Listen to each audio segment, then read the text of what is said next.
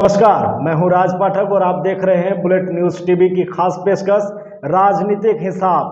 नगर निकाय चुनाव का ऐलान होते ही सरगर्मी भी तेज है। प्रत्याशी अपने पद को लेकर के दावेदारी ठोक रहे हैं। जनता के हाथों में इस वक्त फैसला है। आप जानते थे कि पिछले बार वार्ड फैसला करते थे कि अब अध्यक्ष कौन होगा और उनका नेतृत्व कौन करेगा, लेकिन इस वक्त अब जनता की सरकार होगी। जनता के हाथ में पावर है और जनता के बीच में प्रत्याशी जा रहे हैं। हमारे साथ में उपाध्यक्ष प्रत्याशी औरंगाबाद नगर से किशोर कुमार जी हैं। स्वागत है आपका बुलेट न्यूज में। जी नमस्कार। सबसे पहले हम तमाम नगरवासियों को अभिनंदन करना चाहूँगा, प्रणाम करना चाहूँगा। किशोर जी, सवाल यही है, नगर औरंगाबाद 5 साल बाद फिर से एक मौका आया है। क्या लगता है आपको, क्या कुछ सोच कर आए हैं, क्या दावेदारी है आपका? दावेदारी उपाध्यक्ष की है और जो उपाध्यक्ष का दायित्व है उसको बखूबी निभा सकूंगा, ये सोचकर मैं अपना उम्मीदवारी तय किया हूं और अपना नॉमिनेशन कर लिया हूं। सवाल यही है, क्या कुछ काम है जो नहीं हुआ है या क्या कुछ आपके अपने सोचा है कि आपकी प्राथमिकता उस काम को लेकर? देखिए राज जी, मैं कहना चाहूँगा, बताना चाहूँगा, विकास हुआ है। चूंकि जीरो लेवल पर चला गया था औरंगाबाद नगर निकाय, इस बार पिछले बार जो हमारे अध्यक्ष और उपाध्यक्ष बने उन्होंने विकास किया, नली गली रोड बनाया। जब तक इनका सहयोग नहीं मिलता तो वार्ड पार्षद काम नहीं करते, ये मैं जानता हूं। इनके चलते ही नगर में विकास हुआ, लेकिन सिर्फ इतना विकास का ठिकरा सभी अपने ऊपर लिया जाए, यह नहीं हो सकता है। चूंकि नगर परिषद सदस्य का ही मूल रूप से काम था। आपने दबाव देकर या फंड लाकर या फंड ऊपर से आ जाने के बाद आपने काम करवाया या काम हुआ, इसका आप उपलब्धि हासिल कर रहे हैं कि हम सब किए, यह गलत बात है। यह काम मूल रूप से नगर परिषद वार्ड सदस्य का था। नगर परिषद अध्यक्ष उपाध्यक्ष के काम बहुत सारा है। अच्छा, जैसे में बताएंगे जरा, क्योंकि जनता ये समझ रही है कि जो काम हो रहा है वो कहीं ना कहीं जो नेतृत्व करता है, चाहे वो अध्यक्ष हो उपाध्यक्ष हो, उसकी मर्जी पे ही चलता है। आप क्या कुछ सोचते हैं अपने पद को लेकर के कि जब आप आएंगे क्या कुछ अलग करेंगे? सबसे पहले चूंकि हमारा पूरा औरंगाबाद में गरीबों की संख्या बहुत ज्यादा है। हम गरीबों के लिए कुछ काम करने के लिए आए हैं, जैसे कि बाजारीकरण की नीति के तहत तमाम खोमचा वाले या ठेला वाले के लिए दुकान की परमानेंट व्यवस्था, जो नगर परिषद का मूल काम है, उसको मैं करूंगा। अभी आप राज जी, आपको मालूम होगा कि रमेश चौक के पास आसपास में दुकान का निर्माण हुआ, जो 20 लाख से 80 लाख के ठेका पर गया। क्या उस दुकान में गरीबों की हिस्सेदारी नहीं थी? उसको कुछ नियमानुसार, कुछ गरीब के लिए भी नियम बनता कि 10% दुकान हम उन गरीबों को देंगे जो बीपीएल परिवार से आते हैं, लेकिन मिला नहीं। चूंकि वहां तो बड़े बड़े पूंजीपति लोग बैठे हुए थे अपना दुकान लेने के लिए, और हुआ भी वही। गरीब का हक मिला कहां? और गरीब या अमीर, हर आदमी का वोट बराबर होता है, तो गरीब की हिस्सेदारी गई कहां? किशोर जी, इसमें सवाल एक ये होगा, चूंकि आप कलाकार रहे हैं और एक कहा जाता है कि कलाकार समाज का वो आईना है। इस वक्त आप प्रतिनिधि के रूप में आए हैं जनता के बीच में, क्या कुछ देखते हैं आईने के रूप में? क्या कुछ नहीं हुआ है जो आप करेंगे?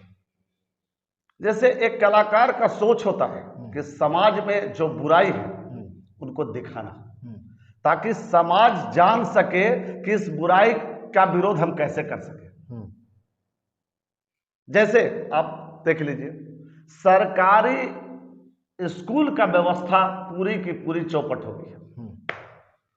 हम और हमारे जितने उम्र के लड़के हैं या पुरुष महिला जो भी कह लीजिए, तमाम सरकारी स्कूल में ही पढ़ते थे और उस समय भी आईएएस आईपीएस उसी सरकारी स्कूल से बनता था।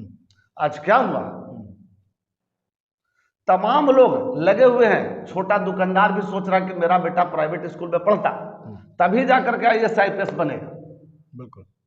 कारण है कि मूल रूप से ये काम नगर अध्यक्ष और उपाध्यक्षों का था कि जाके चेक करते कि क्या आपके यहाँ पढ़ाई हो रही है, क्या व्यवस्था है, बच्चों को टीसी मिल रहा है कि नहीं मिल रहा है। कहीं वहां भी तो दिया नहीं जा रहा है, लेकिन हुआ ही नहीं।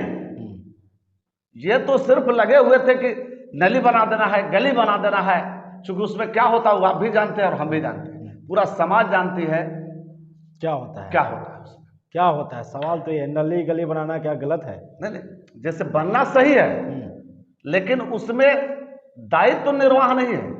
उसमें चूंकि फंड आता है और फंड में क्या क्या घपला होता है, कहां कहां क्या चलता है, कोई छुपा हुआ नहीं है। कहीं से कोई छुपा हुआ चीज नहीं। लेकिन अगर सरकारी स्कूल को देखते, गरीब का बच्चा पढ़ जाता, उसमें तो कुछ नहीं मिलता है, किसी को कुछ नहीं मिलता। बिल्कुल। तो देखा नहीं गया, अपने दायित्व का निर्वाह नहीं हो सका। हम पूछ रहे हैं राज जी कि एक दायित्व इनका है, प्रत्येक वार्ड में प्राथमिक स्वास्थ्य केंद्र खोलना। हुआ क्या? वो काम नहीं था। क्यों नहीं हुआ? आज हमारे मोहल्ला में, घर में रात बिरात कभी भी किसी महिलाओं को दर्द उत्पन्न होता है। ये कोई गरीब अमीर की बात नहीं है, लेकिन हम किस पर आश्रित होते हैं? यहां के बड़े बड़े डॉक्टरों पर। और जितना बन सकता है उतना खर्च करते हैं। अगर तत्काल हमको प्राथमिक स्वास्थ्य केंद्र की जरूरत पड़े तो हम कहां जाएंगे? एक सदर अस्पताल है, अध्यक्षीय अस्पताल, जिसके भरोसे पूरा नगर ही नहीं पूरा जिला चल रहा है। क्या सही है? क्या हमारे नगर परिषद का दायित्व नहीं बनता था कि प्रत्येक वार्ड में मोहल्ला क्लिनिक खोला जाए, प्राथमिक स्वास्थ्य केंद्र खोला जाए?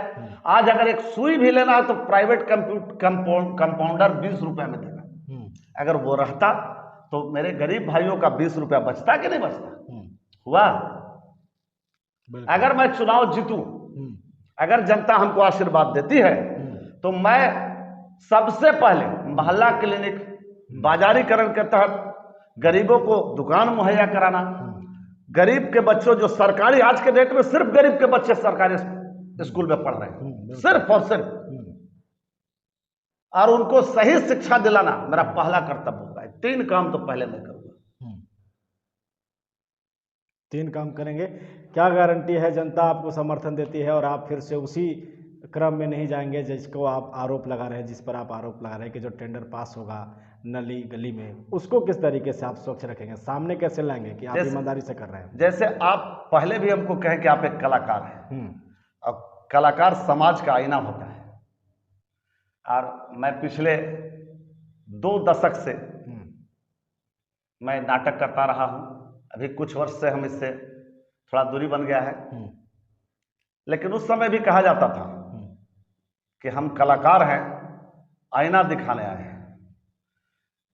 कहीं ना कहीं मेरे सीने में टीस है जो ज्वाला बनकर आपके सामने आ गई है। अगर मैं जीता तो दिखाऊंगा जरूर। किशोर कुमार जी, एक सवाल ये होगा कि पिछला चुनाव आपने लड़ा था जिला परिषद के रूप में, उसमें आपको समर्थन जनता का नहीं मिला, चुनाव हार गए। इस बार फिर से चुनावी मैदान में ही आप आए हैं। जनता किस तरीके से, कहाँ चूक हो गई वहाँ पर कि यहाँ पर आपको समर्थन का उम्मीद है? देखिए, सबसे पहले राजी, मैं चुनाव लड़ा नहीं था, मेरी पत्नी चुनाव लड़ी थी। बिल्कुल। दूसरी बात, पहली चुनावी सत्र में थे, राजनीति का कोई अनुभव ही नहीं था। अच्छा। जनता हमको समर्थन दी है,